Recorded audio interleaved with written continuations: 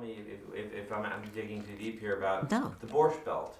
I'm fascinated with the Borscht Belt. I think it was an amazing community, and it seemed like a place where a lot of art got mixed up and people got to talk and things like that. And you're this young and new entertainer who's getting thrown into it. It's multi-generational as well. Of course. So could you just tell us a little bit about Borscht Belt and maybe some of the, if you have any people that you remember, even people who never even heard of before that happen to have been hangers-on and things like that about the Borscht Belt, or what are your... Well, all the acts used to meet 1650 Broadway, and that's where that's where Charlie Rapp was the top talent agency, and they had this, and we would go up to, never to forget, take Route 17 and go up, and then we went into Monticello, we went into to Liberty, and that's when we all of us had, we did doubles or we did triples, and that was another world, but everyone did it. Red Buttons did it, Sinatra did it, all of the young acts in Mel Torme did it, and you had Alan King, all the comics, and it was a way of life. The Borscht Belt was another world. And we made more just doing a weekend than we would ever doing in a nightclub. And then they had, a lot of these hotel owners had hotels in Lakewood. So we'd work the Lakewood circuit, and then we'd also work the Catskills. And we did the Concord, we did Grossinger's, but we did the little ones. There were 500 hotels at that time. So you can imagine what it was like. It was another world. And Lynn can tell you some very funny stories about our experiences, but that's a book within itself. And Stubby Kaye, who did Guys and Dolls, and so many other stars today, they all did it. Was there competition within the musicians of the Borscht Belt, or did it seem like it was a camaraderie? Well, there's always, everyone had their own little band.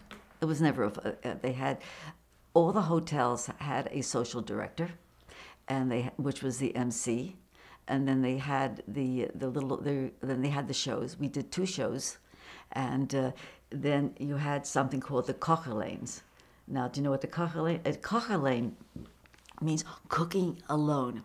They had these little cottages that the women would come, the husbands would join them on a weekend, and they would do their own cooking, and they'd sleep there. And then they were not allowed to go into the hotel. If they wanted to go, they had to pay to be able to hear the entertainment. And it was a way of life.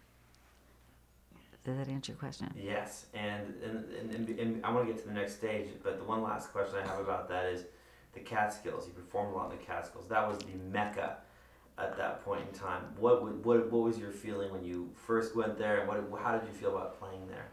You never think about it. It was a matter. It was they wanted Yiddish, of course. That was the Yiddish and English, and we were a crossover between. So it didn't matter what we did. The feeling that we had, it was hard work to drive. Some took 2-3 hours to drive from New York. First, we came in from Philadelphia. We never wanted to spend money on a hotel, because what we did at those days, we always wanted to give money to our family, mother and father, who needed it. And so we never really stayed in New York. If we did, we were overnight, like we stayed at the Chesterfield, which is in 40, I don't know if it's still there today, 49th Street right off of Broadway. That's when we'd stay overnight. And then we'd go there. It was like going to a job. And then after the show... Nothing different, it was just any other Yeah, job. but the fun thing was, after the show, we'd all meet at a restaurant in full, whether it was a Monticello or Libertyville, and that's when all the comics. That's something that you never have it today. And all the comics would stand around the table, and we used to all order something. And if it wasn't too late, because we always had to go back to Philadelphia, so it was a different way of life.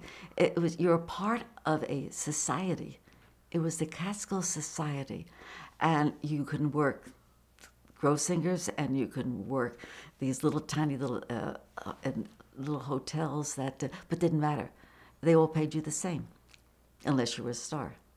So that's something which is really, in fact, my husband.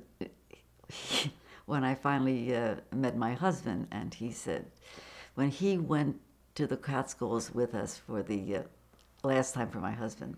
He couldn't believe, what is it? You're driving at night. It's so dark, and you're into. There's just roads there. It's amazing we didn't get killed. One time we drove with Buddy Hackett, who was absolutely insane. Buddy Hackett drove like a maniac, and Lynn and I are in the back, and I don't know how we came there alive. And he didn't really care, but we arrived there. But you had these different experiences. That was scary, more scary than singing at the hotel. The way we would never drive ourselves. We'd have the other acts drive for us, and it was a way of life, simply a way of life. Wonderful.